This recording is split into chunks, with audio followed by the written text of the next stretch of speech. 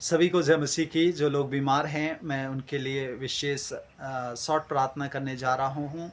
आप ज़रूर इस प्रार्थना को सुनें।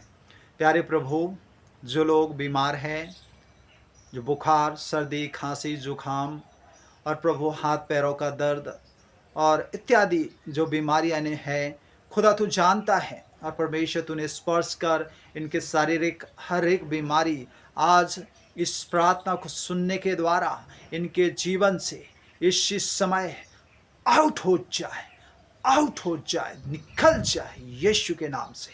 धन्यवाद प्रार्थना सुनने के लिए। प्रार्थना यीशु के नाम से मांगते हैं। आमीन। खुदा आप सबको आशीष दे। सभी को जय मसीह की।